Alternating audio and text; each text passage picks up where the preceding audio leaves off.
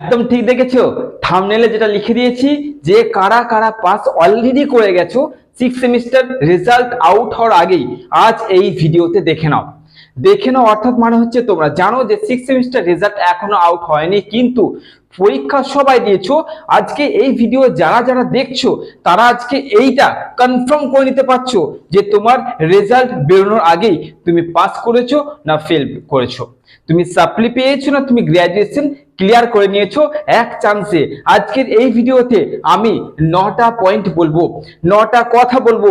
এই 9টা পয়েন্ট বা কথা যদি যার সঙ্গে মিলে যাবে জানবে সে একদম নিশ্চিন্তে গ্র্যাজুয়েশন ক্লিয়ার করছো বা নিশ্চিন্তে সিক্স সেমিস্টারটা ক্লিয়ার করছো। তো চলো দেখে নি 9টা পয়েন্ট কার কার সঙ্গে মিলে যাচ্ছে।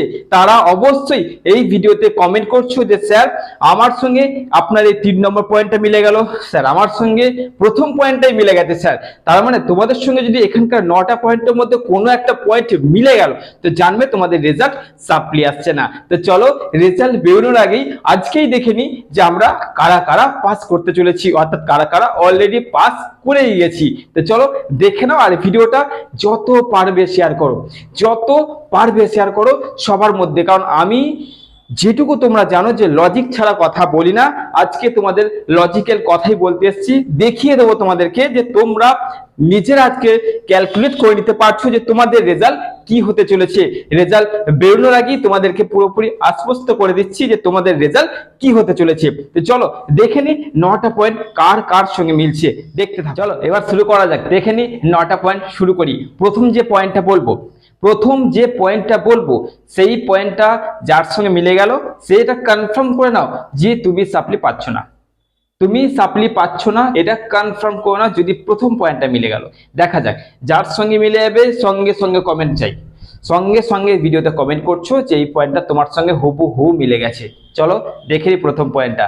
প্রথম পয়েন্টটি যেটা রেখেছি, যারা এখনো পর্যন্ত কোনো সেমিস্টারে সাপ্লি পাওনি তারা 100% না হলেও 99.99% তোমরা সাপ্লি পাচ্ছ না, তোমরা পাস করছো। যদি এই পয়েন্টটা তোমাদের সঙ্গে মিলে যায় কমেন্ট করো। 2 নম্বর পয়েন্ট, 2 নম্বর আছে যারা টপিক এর উপর লিখেছো, অর্থাৎ যে কোশ্চেনটা দিয়েছে সেই অনুযায়ী লিখেছো। মানে হচ্ছে দেখা গেল তুমি ভুলে গিয়েছিলে, তোমার অতটা মুখস্থ নেই, কিন্তু তুমি জানতে এই ব্যাপারটা, সেই হিসেবে তুমি কিছুটা লিখেছো, টপিকের বাইরে নয়, কিন্তু টপিক অনুযায়ী তুমি লিখেছো, তাহলে তোমার কিন্তু সাপ্লি পাওয়ার চান্সটা অনেকটা কমে যাচ্ছে, মানে পাস করার হারটা বেড়ে যাচ্ছে। তারপরে 3 নম্বর, যারা খাতা সাজিয়েছো, অর্থাৎ খাতায় উল্টো পাল্টা লেখালেখি, কাটাকুটি, পরিষ্কার পরিচ্ছন্নতা যারা রেখেছো, যারা খাতাকে সাজিয়েছো, তারা অবশ্যই তোমরা সাপ্লির হাত থেকে অনেকটা বেঁচে যাচ্ছ, অর্থাৎ ডেঞ্জারাস যে জোন থাকে, ডেঞ্জার জোন থেকে তোমরা কিন্তু বাইরে আছো। 4 নম্বর পয়েন্ট কি থাকছে, যারা টু দা পয়েন্ট লিখতে না পারলো পয়েন্ট করে করে লিখেছে। এটা কিন্তু খুব গুরুত্বপূর্ণ কথা, কারণ যদি তুমি দুটো খাতা দেখো যার মধ্যে একটা কোনো পয়েন্ট নেই টানা লেখা আছে, আর একটা খাতা ওই অ্যান্সারটাকে পয়েন্ট করে করে সুন্দর করে লিখেছে, তুমি নিজেই ধারণা করে নাও যে কাকে নাম্বারটা বেশি দেওয়া হবে, তাই না? কারণ টানা লেখা পড়া, টু দা পয়েন্ট লেখা পড়ার মধ্যে সুবিধা হয় কি, পয়েন্টগুলো আগেই চোখে পড়ে যাচ্ছে, তার মানে কি কোশ্চেনটা সম্পর্কে আগেই কিন্তু একটা ধারণা চলে আসছে। তো ওই জন্য ওই খাতাগুলো কিন্তু চান্স রয়েছে বেশি নাম্বার উঠবে, একই কোশ্চেন নাম্বারটা ওই খাতাতে বেশি উঠবে, এটা 100%। তো দেখতে হবে যে তুমি কেমন লিখেছো। তারপরে 5 নম্বর কি, যারা দুটো কালি ব্যবহার করেছো, ব্ল্যাক আর ব্লু, এই দুটোকে সামঞ্জস্য করে তোমরা কোশ্চেনটাকে সুন্দর করে সাজিয়েছো একটু কালারিং করে, তাদের খাতা কিন্তু আগে দেখা হচ্ছে, তাদের খাতার নাম্বার কিন্তু অবশ্যই বাড়তে চলেছে। তারপরে এবার যাচ্ছি, যারা স্কোয়ার মার্জিন দিয়েছো, খাতায় পেন্সিল ব্যবহার করেছো, পিটিও অর্থাৎ please turn over the page, যেটা মানে যিনি খাতা দেখছেন তাকে রেসপেক্ট করা হচ্ছে, এরকম যদি খাতা তুমি একটু গুণমান্যতা বজায় রাখো, তাহলে কিন্তু এই সেমিস্টারে তোমার সাপ্লির আসার চান্স কম, কারণ এরকম করে বহু কম জনাই খাতা সাজায়। ওকে, আচ্ছা নেক্সট পয়েন্ট থাকছে আমার 7 নম্বর পয়েন্ট থাকছে কি না, যারা কোনো একটাতে সাপ্লি পেয়েছো, 4th সেমিস্টার হোক বা 5th সেমিস্টার হোক, কিন্তু 6th সেমিস্টারে চরম পরীক্ষা দিয়েছো, তাদের সাপ্লি আসবে না, তাদের সাপ্লি আসবে না। কারণ অনেক স্টুডেন্ট চিন্তা করছিল প্রথম যখন পয়েন্টটা বলেছিলেন যে স্যার আমার তো সব সেমিস্টার সাপ্লি ক্লিয়ার নেই, মানে ক্লিয়ার নেই, সাপ্লি আছে।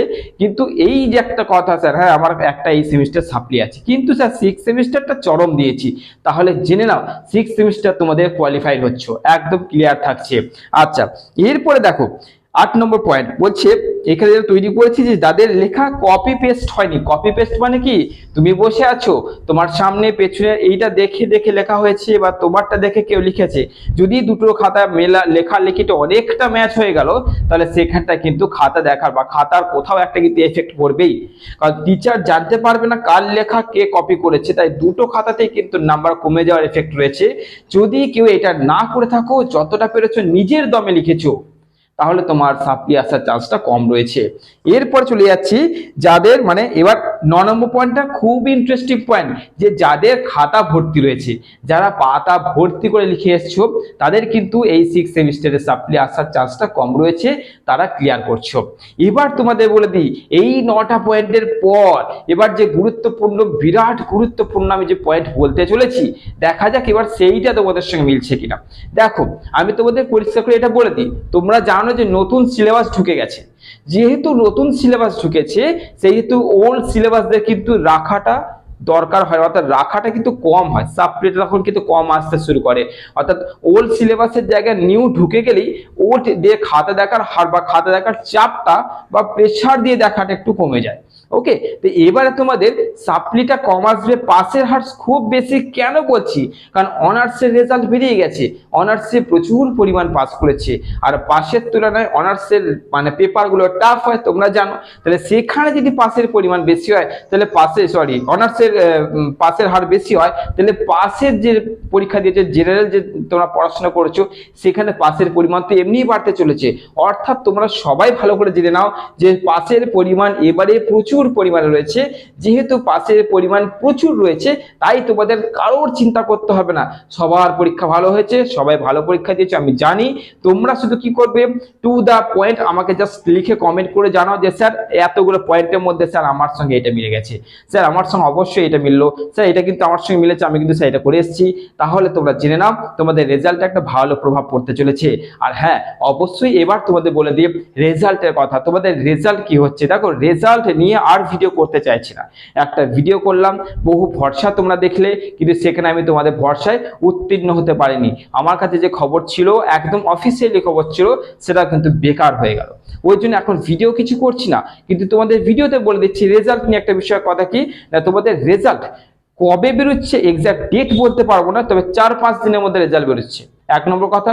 2 নম্বর, দেরি কেন হচ্ছে, কারণ হচ্ছে অনার্সের স্টুডেন্টসের সংখ্যা পাসের তুলনায় কম, তাই তাদেরটা আগে বেরিয়ে যায়। তারপরে পাসের স্টুডেন্টস তো প্রচুর, অগণিত, তাই খাতাও অগণিত।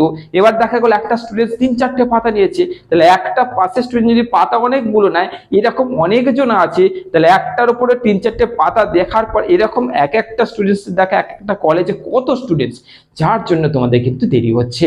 তাই চিন্তা নেই, বেশি দেরি হবে না, কারণ পিজির অ্যাডমিশন ডেট দিয়েছে, তাই না, তার মধ্যে এদের বার করতে হবে, বাধ্য এরা বার করতে, কিছু করার নেই, নচেত তোমরা তো পিজিতে যেতে পারবে না। তার জন্য পরিষ্কার করে বলে দিচ্ছি, খুব তাড়াতাড়ি রেজাল্ট বেরোচ্ছে, 4-5 দিনের মধ্যেই বেরিয়ে যাচ্ছে আশা করছি। এবং পাস তোমরা এই 9টা পয়েন্ট কার কার সঙ্গে মিলছে দেখে নাও, যদি 9টা পয়েন্ট নাও মেলে, তাও তোমাদের বলে দিচ্ছি, যারা যারা এসএন একাডেমি সাজেশনস ফলো করেছো, তাদের কিন্তু চিন্তা নেই, তাদের চিন্তা নেই। তোমরা যারা ফলো করেছো তাদের কোনো চিন্তা নেই, নিশ্চিন্তে থাকো। তোমরা অনেক ভয়ের মধ্যে ছিলে, আমি তোমাদের ভয়টা একটু কাটিয়ে দিলাম এবং তোমাদেরকে একটা অনুমান করার জায়গা করে দিলাম, যে তুমি বুঝে নাও তুমি পাস করে গেছো না ফেল করে গেছো। চলো দেখে নি, কমেন্ট পুরো ভরিয়ে দাও যে তোমরা কারা কারা এবার একদম জোশের মধ্যে রয়েছে, যে স্যার আপনার এই পয়েন্টটার সঙ্গে মিলে গেছে, আমার আর চিন্তা নেই। ওকে, তো চলো অপেক্ষায় থাকলাম, কমেন্টে দেখি, কমেন্টে দেখা হচ্ছে, আর অবশ্যই আমি পারলে তোমাদেরকে উল্টে রিপ্লাই দেওয়ার চেষ্টা করবো। চলো, ভালো থেকো, সুস্থ থেকো।